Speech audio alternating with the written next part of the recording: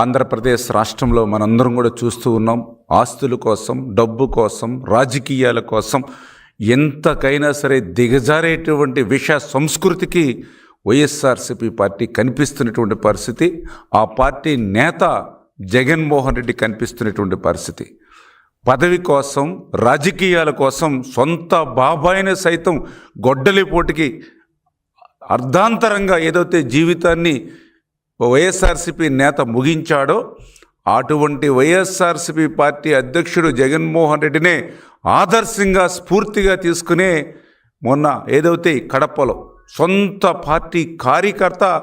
దస్తగిరిని సైతం నిర్దాక్షిణ్యంగా హత్య చేసినటువంటి పరిస్థితి, దుస్థితి మనందరం కూడా చూసినటువంటి స్థితి. అంటే ఈ రకంగా ఆంధ్రప్రదేశ్ రాష్ట్రంలో హత్య రాజకీయాలకు పేటెంట్ హక్కు అనేది వైసీపీ పార్టీ ఈరోజు గొడ్డల పార్టీగా పిలువబడేటువంటి పార్టీదిగా ఈరోజు ప్రజలందరూ కూడా పరిగణిస్తున్నటువంటి పరిస్థితి. మనందరికీ తెలుసు, జగన్మోహన్ రెడ్డిగా అత్యంత సన్నిహితుడైనటువంటి కడప మాజీ డిప్యూటీ మేయర్గా ఎవరైతే పనిచేశారో నిత్యానందరెడ్డి తన 100 కోట్ల రూపాయల రియల్ ఎస్టేట్ లావాదేవీలకు అడ్డుగా ఉన్నాడనేటువంటి ఉద్దేశంతో మరి వైఎస్ఆర్సీపీ కార్యకర్త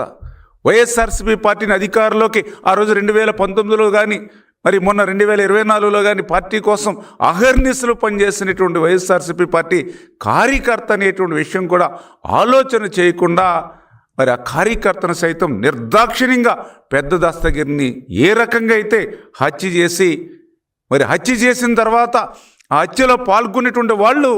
మళ్ళీ డైరెక్ట్గా ఆ యొక్క నిత్యానందరెడ్డిని జగన్మోహన్ రెడ్డి అత్యంత సన్నిహితుడిని కలిశారని అంటే ఈ రకంగా హత్య రాజకీయాలకు వైఎస్ఆర్సీపీ పార్టీ ఏ రకంగా పేటెంట్ హక్కు తీసుకుంటుంది ఈ రాష్ట్రంలో మనందరికీ అర్థమవుతున్నటువంటి పరిస్థితి. ఆ రోజు వివేకానందరెడ్డి గొడ్డలి పోటు దగ్గర నుంచి ఈ రోజు వరకు మరి ఏ రకంగా హత్య రాజకీయాలకు పాల్పడుతుందో మనందరికీ కూడా అర్థమవుతున్నటువంటి పరిస్థితి. ఎందుకంటే ఇంకా దురదృష్టం ఏంటంటే ఆ రోజు సొంత బాబాయ్ వివేకానందరెడ్డిని గొడ్డలి పోటుగా ఏ రకంగా అయితే హత్య చేసి తర్వాత అక్కడున్నటువంటి సాక్ష్యాలన్నింటినీ కూడా ఏ రకంగా రూపుమాపడానికి ప్రయత్నం చేశారో మళ్ళీ అదేవిధంగా పెద్ద దస్తగిరి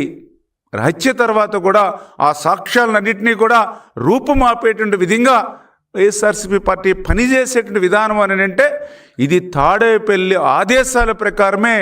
ఇటువంటి హత్యా ప్రయత్నాలు జరుగుతున్నాయనే విషయాన్ని కూడా మరి స్పష్టంగా అందరికీ అర్థమవుతున్నటువంటి పరిస్థితి. గొడ్డలి పార్టీ ఎంతకైనా దిగజారుతుందనే దానికి కూడా ఇదే ఒక ఉదాహరణ అనే విషయం. అంతకు మించి వైఎస్ఆర్సీపీ పార్టీ అధ్యక్షుడు ఆయన యొక్క క్రిమినల్ మైండ్, ఆయన రాజకీయాలకు కూడా అర్థమవుతున్నటువంటి పరిస్థితి అని చెప్పి కూడా సందర్భంగా తెలియజేస్తూ ఉన్నా. ఎందుకంటే సొంత పార్టీ కార్యకర్త హత్యకు గురవుతే మరి వాళ్ళ పత్రిక ఉంది, ఒక కరపత్రిక, వాళ్ళ పత్రిక ఉంది, ఒక అవినీతి పత్రిక. కనీసం కార్యకర్తని పెద్ద దస్తగిరిని ఎక్కడ కూడా ఉదహరించలేకపోయింది అని అంటే ఏ రకంగా అంటే పాము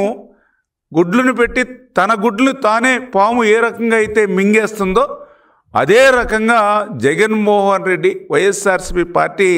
తన రాజకీయాలకు కానీ తన ధనదాహానికి కానీ తన డబ్బుకు కానీ ఎవరు అడ్డొచ్చినా కూడా ఆ రకంగానే మరి మింగేస్తారనేటువంటిది కూడా పెద్ద దస్తగిరి విషయంలో మనందరికీ కూడా అర్థమవుతుందనే విషయాన్ని కూడా ఈ సందర్భంగా మరి మరొక్కసారి మీ ద్వారా కూడా తెలియజేసుకుంటూ ఉన్నా. ఎందుకంటే పెద్ద దస్తగిరి ఈ రకంగా ఒక వైసీపీ నేత అనుచర గణంతో హత్య గావించబడితే కనీసం కార్యకర్త చనిపోయేటటువంటి బాధ ఆవేదన కూడా ఆ పార్టీలో లేదు అని అంటే ఎందుకు ఈ మాట చెప్తూ ఉన్నానంటే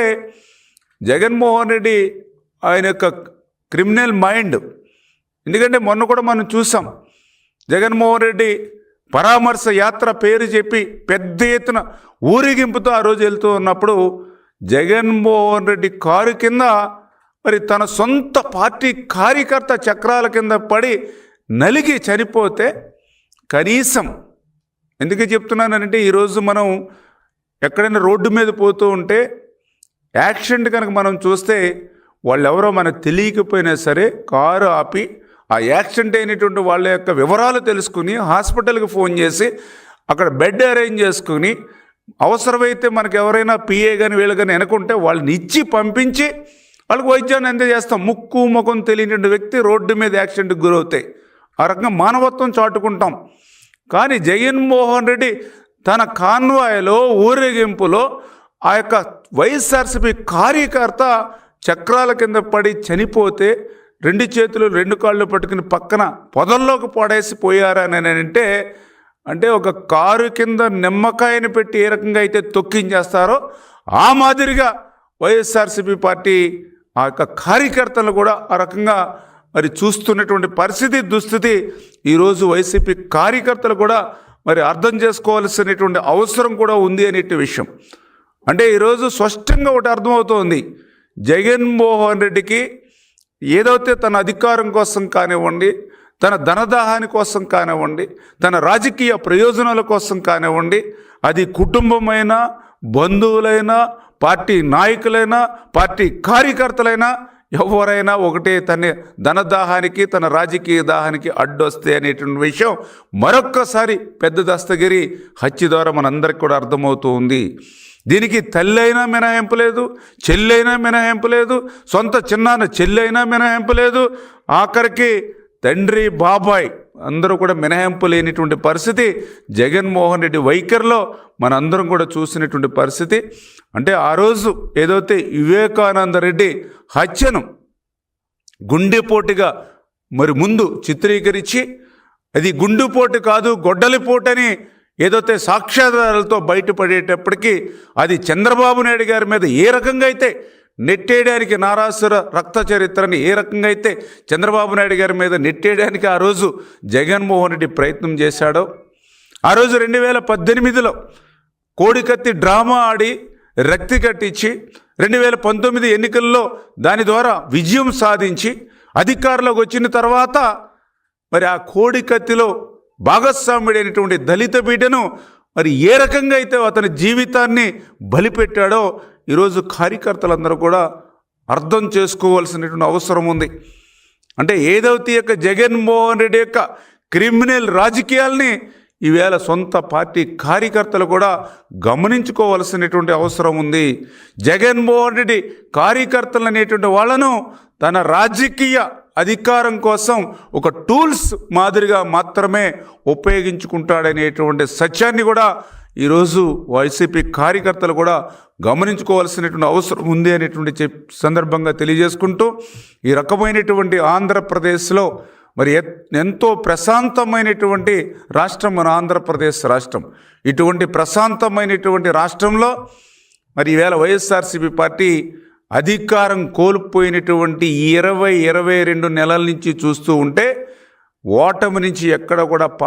గుణపాఠాలు నేర్చుకోకుండా, చేసినటువంటి పొరపాట్లను సరిదిద్దుకుంటామనేటువంటి మాట కూడా చెప్పకుండా, ఏదైతే 2024లో ఈ ప్రజలందరూ కూడా నన్ను ఓడించారు కాబట్టి ఆ ప్రజలెవరూ కూడా సుఖశాంతులతో ఉండడానికి వీర్లేదు, ఆంధ్రప్రదేశ్ రాష్ట్రంలో ప్రజలెవరూ కూడా ఆనందంగా ఉండడానికి వీర్లేదు, ఆంధ్రప్రదేశ్ రాష్ట్రంలో ఎవరికి ఉపాధి అవకాశాలు రావడానికి వీర్లేదు, ఆంధ్రప్రదేశ్ అభివృద్ధి చెందడానికి వీర్లేదు అనేటువంటి విధంగా ఆంధ్రప్రదేశ్ రాష్ట్ర ప్రజలందరూ కూడా కష్టాల్లో ఉండాలి. 2024లో తను ఓడించినటువంటి ప్రజలు అనేటువంటి కక్షపూరితమైనటువంటి ఆయన మాటలు. ఎందుకంటే చంపేస్తాం, తొక్కేస్తాం, నరికేస్తాం, అంతం చూస్తాం, ఇవే వాళ్ళ నోటి నుంచి ప్రతిరోజు వచ్చేటువంటి మాటలు మనందరం కూడా చూస్తూ ఉన్నాం. పడగొడతాం, ఉన్నవన్నీ కూడా నిలిపేస్తాం, పనులేవి కూడా జరగకుండా మరి వాళ్ళని ఏ రకంగా బెదిరిస్తాం. ఈ రకమైనటువంటి నైజం మరి ఈవేళ జగన్మోహన్ రెడ్డిలో చూస్తూ ఉంటే ఈ రాష్ట్రానికి భవిష్యత్తులో ఎంత ప్రమాదకారిగా జగన్మోహన్ రెడ్డి తయారయ్యారో మనందరికీ కూడా అర్థమవుతున్నటువంటి పరిస్థితి. ఇటువంటి హింసాత్మకమైనటువంటి రాజకీయాలకు ఆంధ్రప్రదేశ్ రాష్ట్రంలో తావులేదు. ఇటువంటి హింసను ప్రోత్సహించేటువంటి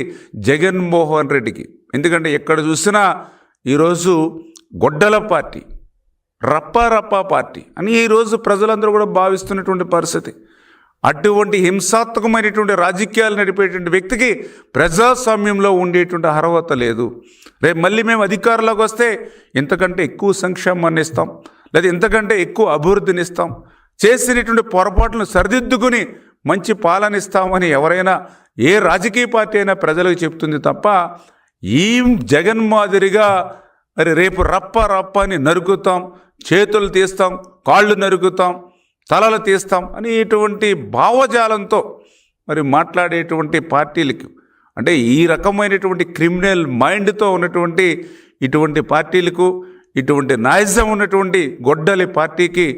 భవిష్యత్తులో ఈ ఆంధ్రప్రదేశ్ రాష్ట్రంలో స్థానం లేకుండా చేయవలసిన బాధ్యత ఈ యొక్క ఆంధ్రప్రదేశ్ రాష్ట్ర ప్రజల మీద కూడా ఉంది అని చెప్పి మీ ద్వారా అందరికీ కూడా తెలియజేసుకుంటూ ఉన్నా.